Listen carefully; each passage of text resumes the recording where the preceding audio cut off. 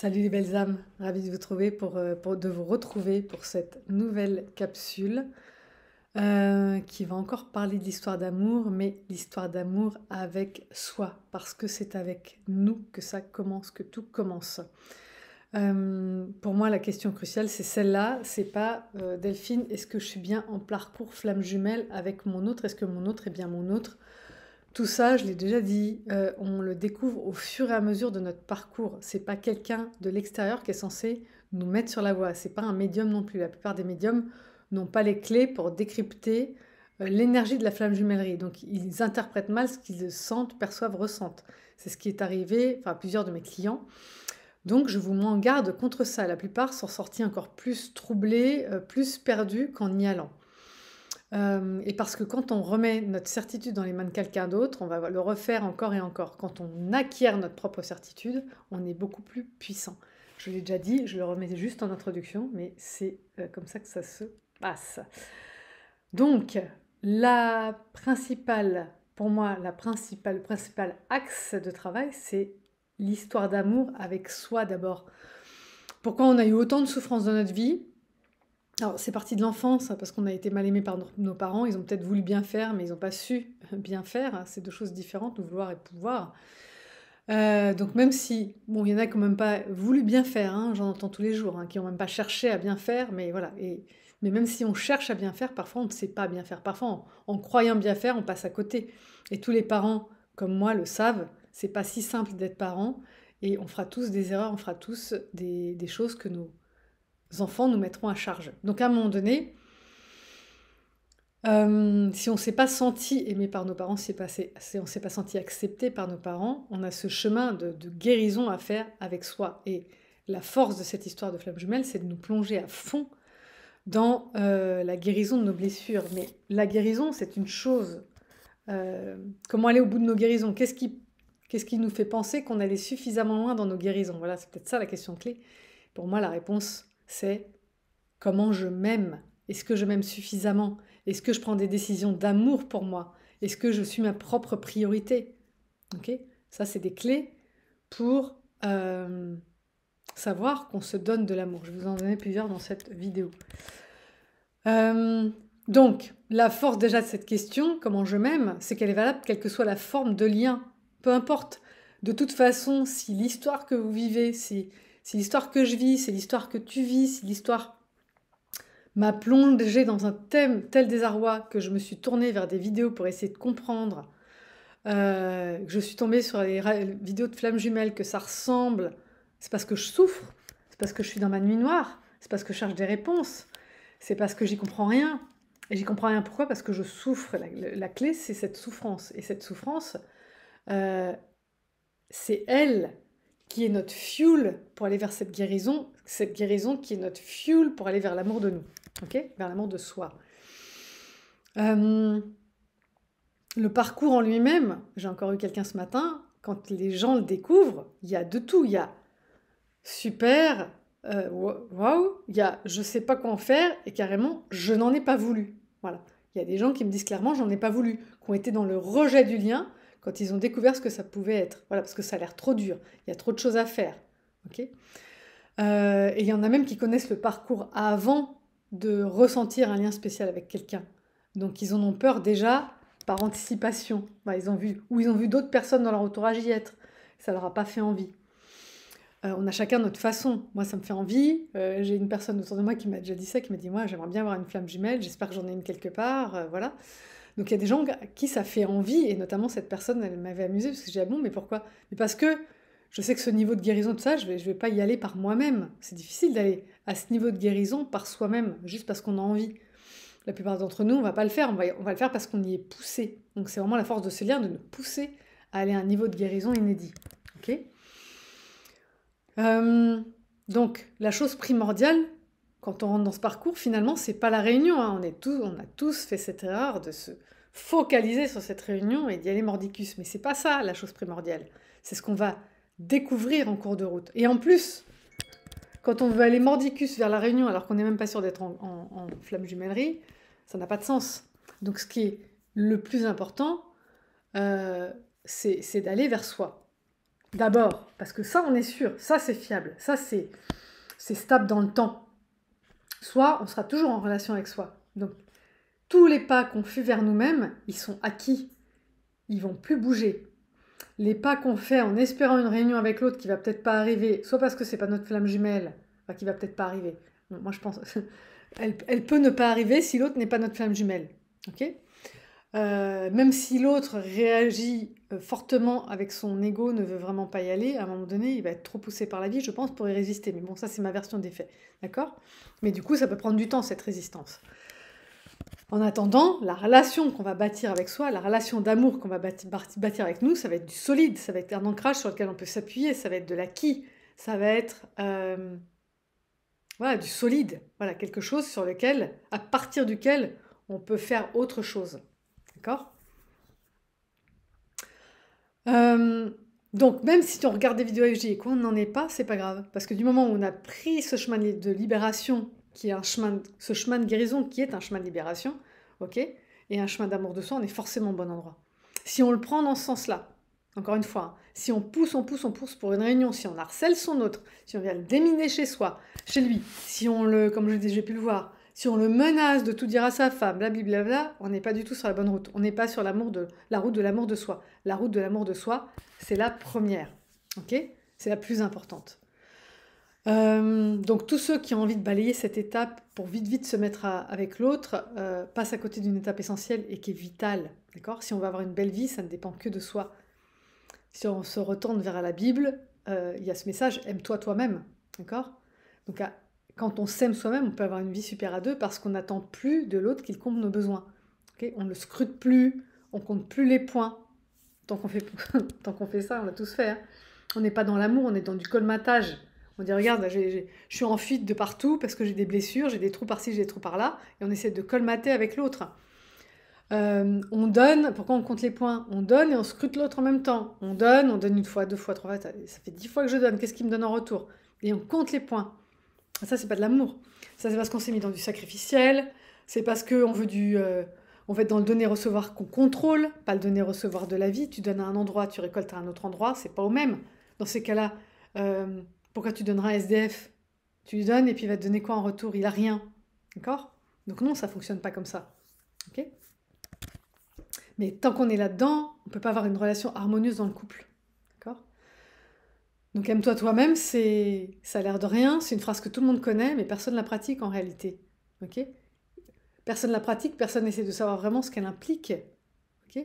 Et aime-toi toi-même, ça vient avant aime ton prochain comme toi-même. Pareil, cette phrase, tout le monde la connaît, mais qu'est-ce qu'elle implique vraiment? Qui se pose cette question? Je les connais, ces phrases, depuis longtemps, mais je les esquivais un peu. Aime ton prochain comme toi-même. Si je m'aime mal, comment je peux bien aimer l'autre? Je peux pas. Donc c'est vraiment, d'abord aime-toi toi-même et ensuite aime ton prochain comme toi-même. Et si tu t'aimes beaucoup, tu vas donner beaucoup d'amour. Il y a cette... Où est-ce que j'ai vu ça? Est-ce que c'est dans la Bible qu'il y a ça aussi? Que quand ça déborde, qu'il faut que ça déborde. Si ta joie déborde, elle peut aller vers les autres. Tu vois, elle peut leur tremper les pieds. Si ton amour déborde, il va naturellement vers les autres. Voilà, il déborde par tous les pores de ta peau, il va vers l'autre. D'accord? Mais pour ça, il faut qu'il émerge de toi. Il faut qu'il soit déjà prolifique à l'intérieur de toi. Ok? Donc si on ne s'aime pas, on ne peut pas aimer l'autre. Et si l'autre ne s'aime pas, il est vain aussi d'attendre qu'il nous aime. Donc c'est à double entrée, évidemment. Hein. C'est... Ouais. Il y a vraiment ce truc de comprendre que si on voit que l'autre est dans le mal, parce qu'on le voit, hein, oui, je vois bien, il est dans ses addictions, ok, bah, quand tu vois qu'il est mal ton autre, quand tu vois qu'il est déjà pas capable de s'occuper de lui-même, qu'est-ce que tu peux attendre pour toi? Comment tu peux attendre qu'il te donne tout ce dont tu as besoin? Tu peux pas, parce que lui-même se donne pas ce dont il a besoin. Lui-même n'arrive pas à prendre soin de lui. Lui-même n'arrive pas à venir au bout de ses addictions. Comment tu veux que quelqu'un qui est addict prenne soin de toi, t'aime correctement? C'est impossible, c'est juste pas possible. Tant qu'on n'est pas sorti de ses addictions, on ne peut pas. D'accord? Donc c'est un exemple parmi plein d'autres, hein. Il n'y a pas que l'addiction. Tant qu'on est dans le sacrificiel, tant qu'on est dans le mode sauveur, tant qu'on n'est pas aligné, ça peut pas, ça marche pas. Et c'est dans un sens comme dans l'autre. Donc se regarder soi honnêtement, mais regarder son autre aussi honnêtement, et ne pas attendre de lui des choses qu'il n'est pas capable de donner. Ok? parce qu'on ne peut pas donner ce qu'on n'a pas. Ok, je peux pas te donner 3 bonbons. Hein, j'aime bien revenir au truc des enfants, c'est simple. Hein, on leur explique les maths avec, on peut aussi expliquer l'amour avec. Je peux pas te donner 3 bonbons si j'en ai pas. Ok, donc tu auras beau me les réclamer, je pourrai pas te les donner. Tu vas être frustré, mais moi aussi, parce que je peux pas répondre à ton attente. Et c'est ça qui se passe hein, entre le chaser, le donneur d'amour inconditionnel au début, et le runner, l'éclaireur. Voilà. Il y en a un qui demande beaucoup à l'autre et l'autre qui est frustré parce qu'il ne peut pas répondre à cette attente. Okay, et après, on se fâche. Donc, on va se fâcher sur quoi? Sur un problème qui est insoluble parce que la demande de l'un ne correspond pas à la réalité de l'autre. Et c'est ça le plus gros problème, selon moi, c'est que la demande de l'un ne correspond pas à la réalité de l'autre. On se voit sans nos masques, on se voit tout en haut, mais on n'est pas là. On est méga blessé quand on arrive dans cette histoire. On a des blessures qui sont enracinées très profond dans l'enfance et qui, pour certains, sont très graves. Donc ça dépend de chacun. On a souvent des grosses blessures, mais pour certaines personnes, elles sont très graves. J'entends des trucs, des horreurs tous les jours. Donc vraiment, quand on a des blessures aussi graves, ça prend du temps pour les guérir. Et quand on a des graves blessures, l'autre a les mêmes en miroir. Elles sont pas nées de la même façon, mais elles sont en général aussi fortes. D'accord? Donc ce processus-là, il prend un peu de temps, évidemment. Ok? Et quand quand on se pense flamme jumelle, quand on est flamme jumelle et qu'on dit mon autre, en fait, ça veut dire quoi? C'est un autre moi-même, d'accord? Est-ce qu'on peut vraiment espérer vivre plus que ce qu'on donne? Ben non, c'est pas pour ça. C'est vraiment mon autre moi-même. Si je n'arrive pas à me donner de l'amour, comment je vais en donner à l'autre moi-même? Je peux pas. J'en ai déjà pas pour moi. Ok? Et c'est pour ça que ce lien il est puissant, parce qu'il nous oblige à vivre cette loi qui nous est passée au-dessus. Aime ton prochain comme toi-même. D'accord? Et comme mon autre est une extension de moi, c'est d'autant plus fort. C'est d'autant plus. C'est valable pour tout le vivant, hein, cette loi. Mais si on prend le principe que c'est une âme scindée en deux, c'est évidemment encore plus puissant parce que mon autre est vraiment mon autre moi-même. Et donc je ne peux vraiment pas l'aimer plus que ce que je m'aime moi-même, puisque c'est moi. Je ne sais pas si vous me suivez. Ok? Donc c'est vraiment important ce retour à soi. Et je vois bien que j'ai encore des personnes qui veulent être sauvées par leur autre, qui trouvent que c'est trop dur, qui n'y arriveront jamais. Si, vous y arriverez. On y arrive tous. C'est juste plus ou moins long. Mais plus on y résiste, plus c'est long. Plus on attend d'être sauvé par l'autre, plus c'est long, puisqu'on ne regarde pas au bon endroit. Ok? Et oui, ça fait souffrir de revenir à l'intérieur de soi, parce que ça nous oblige à voir nos blessures en face. Et pour certaines personnes qui ont vécu des gros traumas, c'est vraiment douloureux, c'est vraiment difficile. Pour la plupart d'entre nous, c'est difficile, mais quand on a vécu vraiment des trucs horribles, qu'on pourrait même pas mettre dans les films, ce serait pas crédible. Hein. C'est dur de regarder se passer en face pour le soigner, pour le guérir. Mais j'aime bien prendre l'exemple du chat parce que j'en ai une sous les yeux tous les jours. Je la vois prendre soin d'elle, ma moumoune. Voilà, je me lave par moi-même, je suis autonome. Elle n'est pas autonome en nourriture parce qu'elle vit dans un appartement, mais si elle vivait dans la nature, elle serait autonome en nourriture. Elle pourrait aller choper des petits oiseaux, des petites souris, et puis voilà, même si j'étais pas là pour la nourrir, elle arriverait à se nourrir. Donc le chat, il a bien compris ça. Et même si on peut pas prendre tout du chat, parce que nous, on est des animaux qui sommes censés être grégaires, qui sommes censés vivre en société, alors que le chat, non, c'est un animal territorial et solitaire. Mais ce truc du repli sur soi, de cette autosuffisance par moment, qui cherche pas à être soigné par l'autre, mais à se soigner d'abord lui-même, c'est fort. Voilà, c'est beau. Alors, donc qu'est-ce qu'on a fait jusqu'à présent, hein? Au lieu de remplir notre réservoir d'amour nous-mêmes, on a cherché toute notre vie quelqu'un pour le faire à notre place. Mais on s'est tourné vers des personnes comme nous qui ont des réservoirs presque vides. Ok? Donc pour qu'une véritable histoire soit possible, il faut que chacun prenne soin de son réservoir d'amour. Sinon, les attentes sont inatteignables, tout simplement. Ok? Donc je demande, parce que qu'est-ce qu'on fait? On demande aux autres de nous aimer plus que nous-mêmes, de nous porter sur leurs épaules, de nous donner confiance en nous avec leur regard. Ok? Mais déjà d'une, ils ne sont pas capables de le donner parce qu'eux-mêmes n'ont pas leur réservoir qui est plein. Mais deuxièmement, ces regards, ils ne te serviront à rien.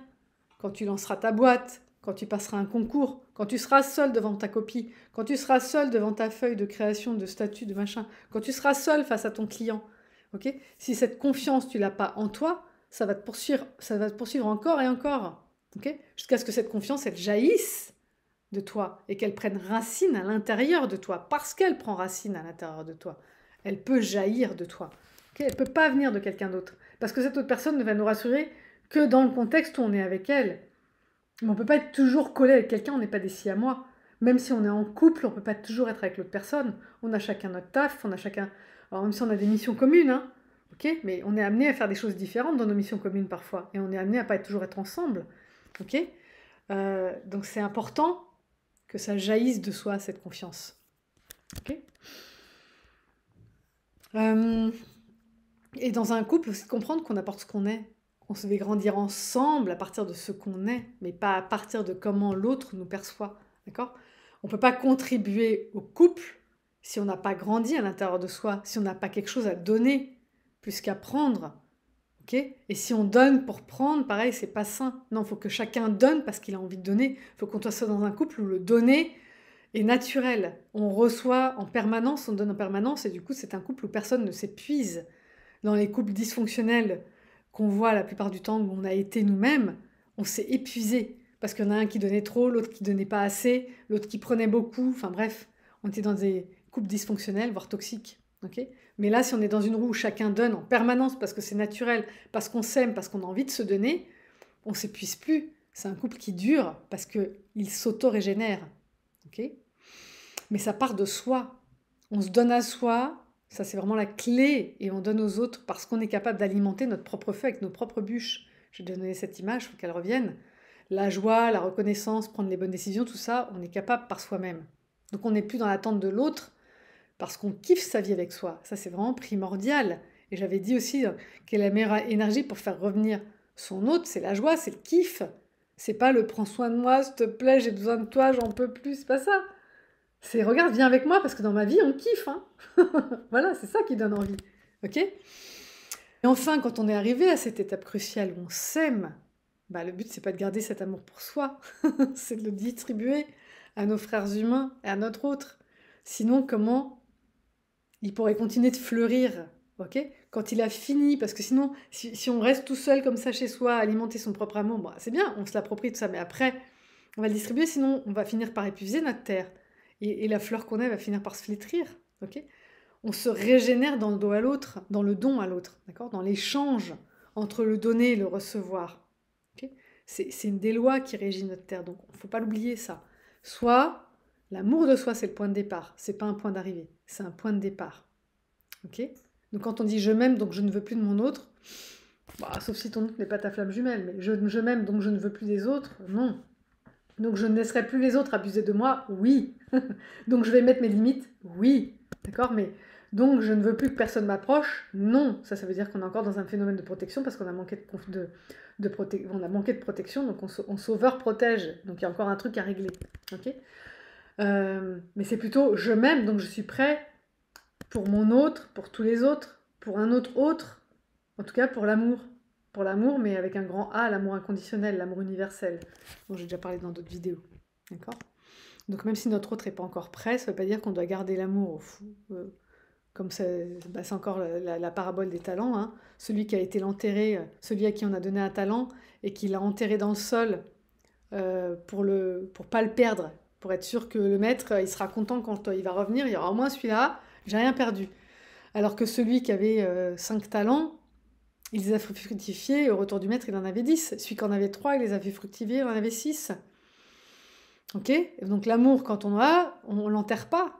Sinon, bah, il ne fructifie pas. Et comme on est dans un monde où on parle de, comment dire, l'augmentation du pouvoir d'achat, par exemple, bah, si on parle de la même chose en termes d'amour, ça veut dire qu'on s'appauvrit. 1 euro vaut moins qu'1 euro, il y a... Bon, bah voilà, bah là, c'est pareil pour l'amour. Si on l'enterre, on l'appauvrit. Si on le donne, on le régénère, on l'augmente à l'intérieur de soi. À chaque fois qu'on fait du bien à quelqu'un par amour, ça peut être quelqu'un, ça peut être une personne dans la rue qui est démunie, ça peut être n'importe qui, ok? À partir du moment où on donne avec son cœur ouvert, on reçoit. On reçoit parce que on reçoit dans le contact, on reçoit dans l'interaction, ok? Donc je donnais cet exemple tout à l'heure en disant, bah, si tu donnes un SDF, qu'est-ce que tu espères en retour? Si tu donnes 1 euro, il ne va pas te donner 1 euro, c'est sûr, il les a pas, d'accord? Mais en fait, quand tu vas vers quelqu'un comme ça qui est démuni, et que tu lui donnes de l'attention et que tu vois que ça lui a fait chaud au cœur, tu reçois. Tu reçois parce que tu te sens utile. Tu reçois parce que tu vois que par ton action, tu peux faire du bon, tu peux faire du bien. Donc il y a plein de façons de recevoir. C'est une réception indirecte. C'est pas qu'il t'a donné quelque chose directement, mais il t'a donné quand même un lien, il t'a reconnecté avec ton humanité, il t'a donné une opportunité de faire preuve de générosité. Donc c'est une forme de don. Voilà, de nous reconnecter à nos qualités, c'est une forme de don. Donc voilà, aime-toi toi-même et ensuite aime l'autre comme toi-même. Ça se joue en 2 étapes, quel que soit cet autre. Voilà, c'est tout pour aujourd'hui. Je pensais faire beaucoup plus court, mais voilà. J'espère que cette vidéo vous plaira. Si vous avez besoin d'un accompagnement, un petit coup de pied de biche ou un accompagnement un peu plus long, il y a des gens qui reviennent plusieurs fois, il y en a qui viennent qu'une fois, ça dépend d'où on en est sur son parcours. amgemelfj@gmail.com ou les liens directement sous la vidéo. Maintenant, je les mets sous les vidéos, c'est plus simple. Voilà, et puis à bientôt pour la prochaine capsule. En attendant, prenez soin de vous, aimez-vous vous-même. Voilà, bibis, bye bye.